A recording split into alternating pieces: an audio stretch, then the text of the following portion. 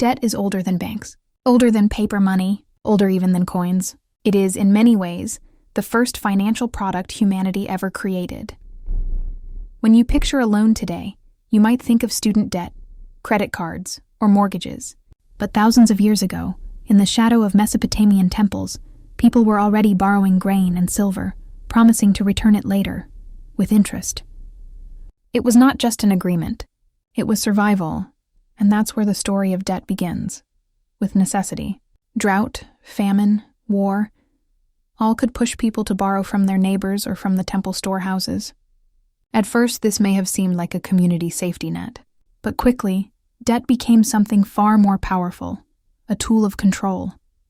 Because here's the truth, debt has always served two masters. On one side, it provides access, bridges over difficult times, capital for farmers, resources for merchants. But on the other side, it ensnares. Those who couldn't repay their debts found themselves losing land, losing freedom, and in many ancient societies becoming debt slaves, entire families bound for generations, not because of war or conquest, but because of numbers written on clay tablets.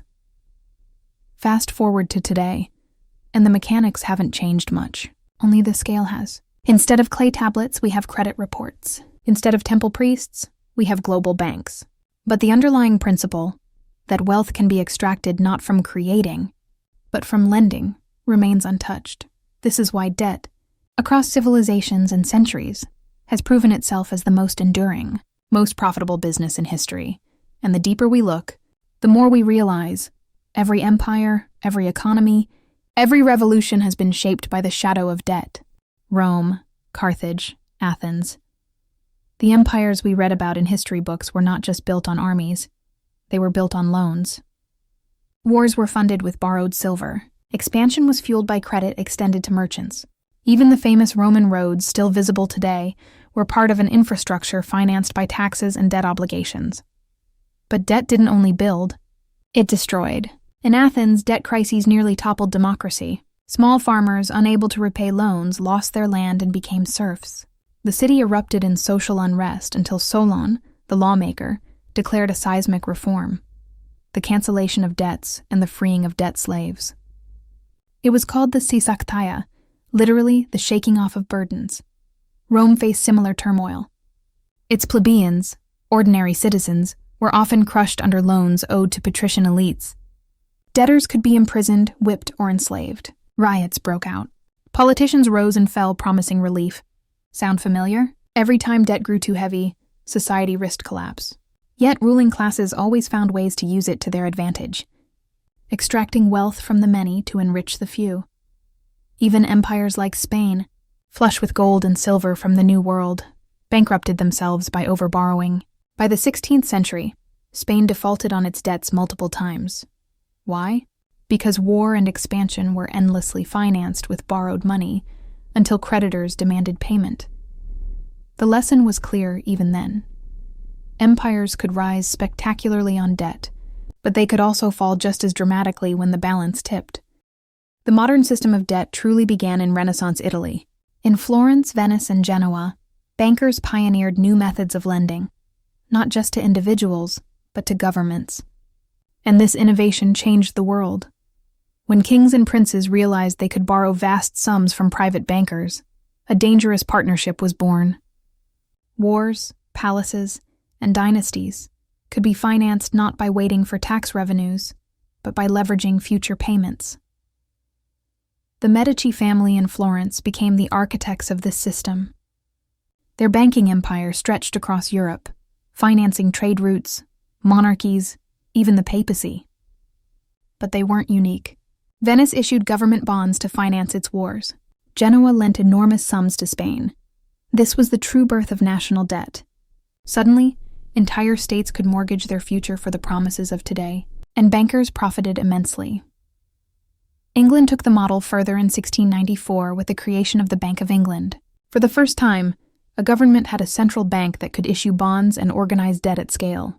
This allowed Britain to finance its global empire, fight wars with France, and dominate trade routes. But while bankers grew richer, ordinary people carried the burden. Higher taxes were imposed to service government loans. Inflation crept in. Once again, The profits of debt were privatized, while the costs were socialized. Debt was no longer just a personal trap. It became a tool for building nations and financing empires.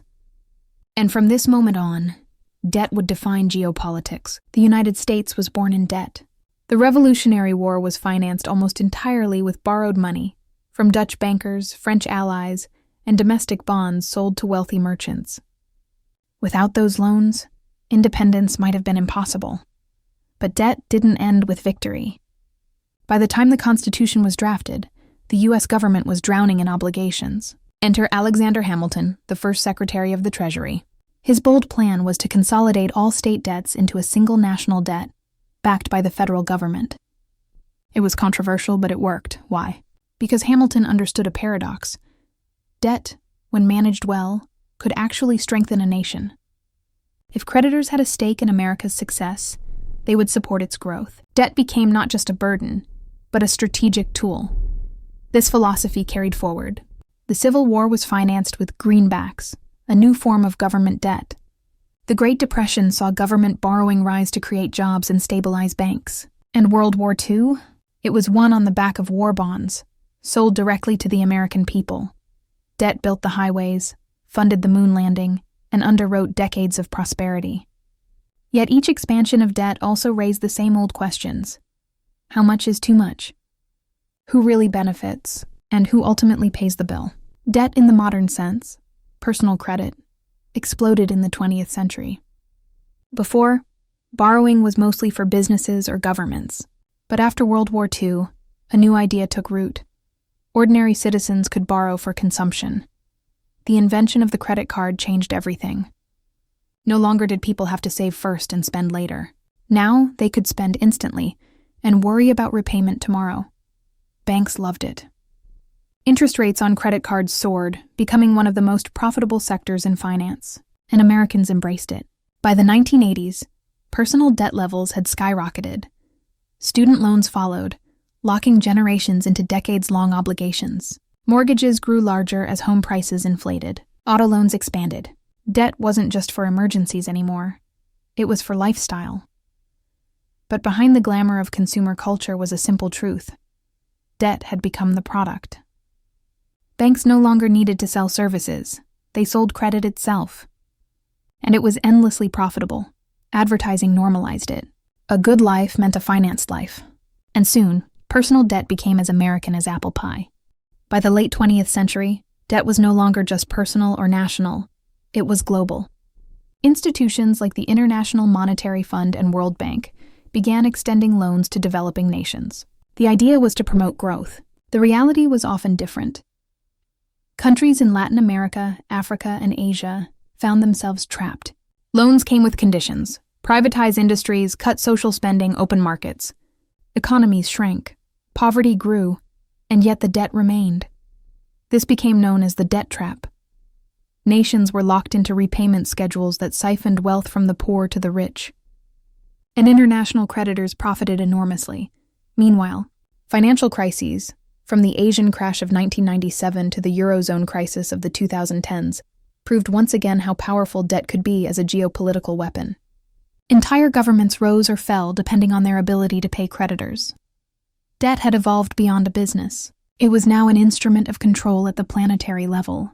From Mesopotamian clay tablets to Wall Street skyscrapers, the story is the same. Debt is not an accident of history. It is the business model of history. Why? Because unlike goods, which must be produced, or gold, which must be mined, debt can be created endlessly with the stroke of a pen, or today, with a few keystrokes. And every unit of debt generates profit for someone. That's why empires rise on debt. Why revolutions break out against it. Why nations collapse under it. Debt is not just profitable. It is the most profitable business in history. And here's the unsettling truth. There is no sign it's slowing down. Global debt has reached record highs. Personal debts grow every year. Governments continue borrowing without end. The system depends on it.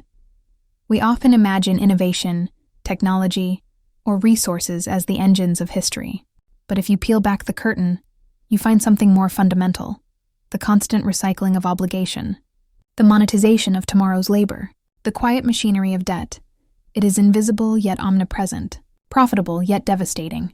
And whether you are a farmer in ancient Mesopotamia or a student in modern America, the rules have always been the same. Someone lends, someone owes, and someone profits. Debt is not just an economic fact. It is the invisible empire that has ruled us all.